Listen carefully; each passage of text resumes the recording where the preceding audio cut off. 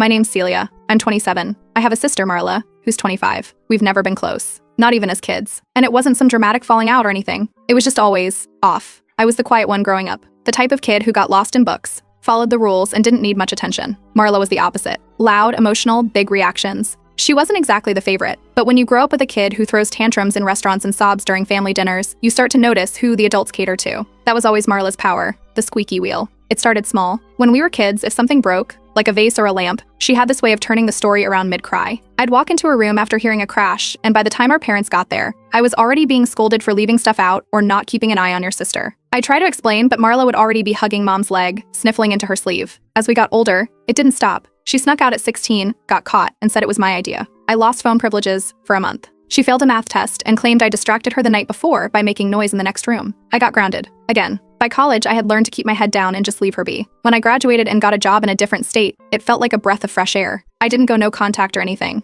We still had the occasional call, a couple family dinners during the holidays, but space helped. A lot. Then 3 months ago, she came to visit me. She'd just gotten out of a bad relationship and wanted a change of scenery. I agreed to let her stay for a week. Big mistake. By day 2, she was already on thin ice with one of my roommates. By day 4, she'd picked a fight with my closest friend, Sarah, accusing her of looking down on her. She stormed out in the middle of a dinner I cooked. The next morning, she accused me of not having her back. When she flew home, I thought that was it. I even told Sarah, well, at least that drama's over. Then came the call. 2 weeks later, she told me she got engaged to this guy named Dorian. I'd met him once, during her visit, when we all went out to dinner. He seemed normal, quiet, polite, not her usual type, which is probably why I assumed this might actually go somewhere. Then she called me, crying, saying I'd ruined everything. Apparently I'd made a joke at dinner that embarrassed her in front of him. I asked her what I said. She couldn't even repeat it. Just said I was always trying to undermine her. That same day, our mom called. Frustrated, tired sounding. What did you say to upset Marla this time? That's when something in me cracked. I didn't fight it. I didn't explain.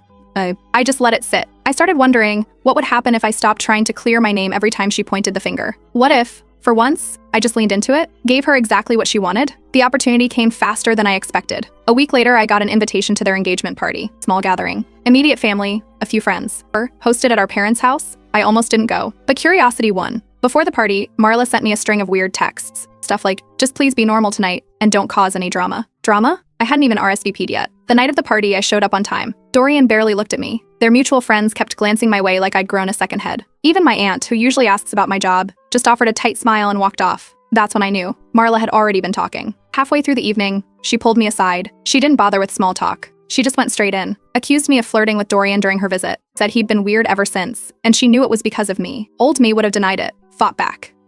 Got flustered. Not this time. I looked her dead in the eye and said, "You're right. I did it. Exactly like you think." She froze. No comeback. No